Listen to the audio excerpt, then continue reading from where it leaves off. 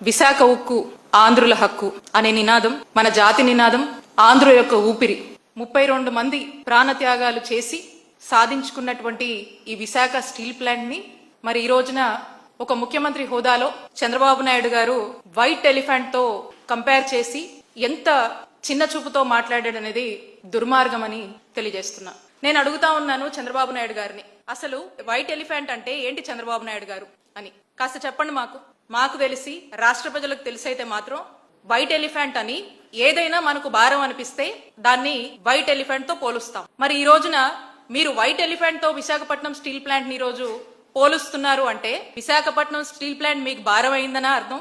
ఆయన అధికారంలోకి వస్తే, జనరల్ గా ఏ ముఖ్యమంత్రి అయినా కూడా అధికారంలోకి వస్తే అక్కడ ఉన్నటువంటి ఆ గవర్నమెంట్ సెక్టార్ ని, పబ్లిక్ సెక్టార్ ని స్ట్రెంగ్తెన్ చేయాలి, ఆ పబ్లిక్ సెక్టార్ ని బాగా చూసుకోవాలి, ఇంకా కావాల్సినటువంటి అన్ని విధాలుగా ఆ చక్కటి అడ్మినిస్ట్రేషన్ ఇవ్వాలి, ఉన్నటువంటి ఆ గవర్నమెంట్ సెక్టర్ ని స్ట్రెంగ్తెన్ చేస్తూ ముందుకు వెళ్లాలని చెప్పేసి అడ్మినిస్ట్రేషన్ ముందుకు వెళ్తుంది. కానీ చంద్రబాబు నాయుడు గారు అధికారంలోకి వస్తే మాత్రం అది చాలా డిఫరెంట్ గా ఉంటుంది, రివర్స్ గా ఉంటుందనే చెప్పాలి. ఎందుకనంటే ఆయన పబ్లిక్ సెక్టర్ ని కిల్ చేయాలి, పబ్లిక్ సెక్టర్ ని చంపేయాలి, ప్రైవేట్ సెక్టర్ ని ఎంకరేజ్ చేయాలి. ఇది చంద్రబాబు నాయుడు గారి ఫిలాసఫీ. అందుకే అంటా ఉన్నాను, చంద్రబాబు నాయుడు గారి నైజం ఎప్పుడు కూడా ఈ ప్రైవేటైజేషన్ అనేటువంటి ఒక ఫార్ములాలో ముందుకు వెళ్తా ఉంటారు. అదే మనం ఇక్కడ కూడా చూస్తా ఉన్నాము. ఎందుకంటే చంద్రబాబు నాయుడు గారు అనే వ్యక్తి he's pro private, not pro poor. ఎందుకని అంటున్నా అంటే, ఎప్పుడైనా వారి మాటల్లో మనం చూస్తా ఉంటాము, నేను సంపద సృష్టిస్తా అంటారు. సంపద సృష్టించడం అంటే ఏంటి? ఇక్కడ ఉన్నటువంటి ఈ పేదవాళ్ళని కావచ్చు, రైతులను కావచ్చు, మరి ప్రభుత్వ రంగంలో ఉన్నటువంటి అన్ని డెవలప్మెంట్స్ ని కావచ్చు, అన్ని కూడా ఏదైతే ఈ ప్రజల తాలూకా ఆస్తులు, ప్రభుత్వంలోని ఆస్తులన్నీ కూడా ప్రైవేట్ వాళ్ళకు అప్పచెప్పడము, వాళ్ళు సొమ్ము చేసుకోవడం అనేదే సంపద సృష్టించడం. చంద్రబాబు నాయుడు గారి ఉద్దేశం అదే.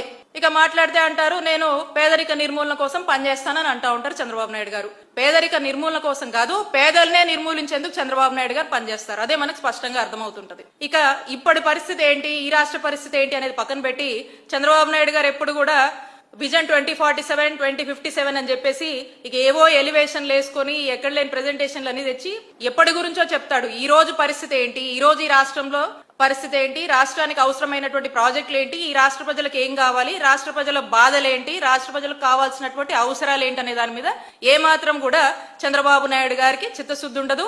చంద్రబాబు నాయుడు గారికి ఇవేవి కూడా అవసరం లేనటువంటి అంశాలు.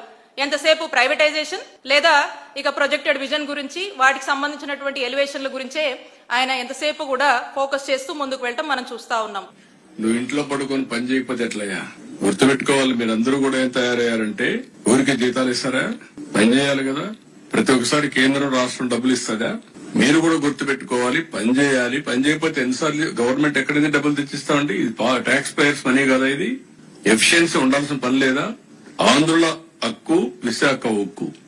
మనం పని చేయకుండా దాన్ని వైట్ ఎలిఫెంట్ మారి పెట్టుకుని కూర్చుంటారు. ఇంట్లో పని చేయించాలి, మనం కూడా పని చేయాలి, కష్టపడక్కర్లేదు. దాన్ని సిస్టమేటిక్ గా రన్ చేసి, ప్రొఫెషనల్ గా రన్ చేస్తే అది వైబుల్ అవుతుంది ఆటోమేటిక్ గా. కాబట్టి నువ్వు కూడా ఎంతో పని ఏమి అన్సెటిల్మెంట్ ఉంది అట్లా. ఎవరు చెప్పారయ్యా నీకు? ఎవడు చెప్పాడు? బుద్ధి ఉండాలి. ఏం తీసుకోవాలి, ఏం తీసుకుంటారు? 12,000 కోట్లు ఇస్తే ఏం తీసుకుంటారు? నీకు వచ్చి మీ ఇంటికి వచ్చి చెప్పాలా నేను ప్రైవేటైజ్ చేయని? ఎన్ని గంటలు చెప్పాలి? తమాషాగా ఉంది మీకు. నేను కూడా చూస్తున్నాను, కొంతమందిని కావాలని ఏదో కలబెడతానే ఉండాలని కలబెడతా ఉంటారు. వాళ్ళకి ఏం పని లేదు. విశాఖపట్నం స్టీల్ సిటీని స్టోరన్ సిటీగా చేస్తే నేను ఆమోదిస్తారా అని మిమ్మల్ని అడుగుతున్నా. అందరం కలిసి కాపాడుకుంటామా లేదా అని అడుగుతున్నా.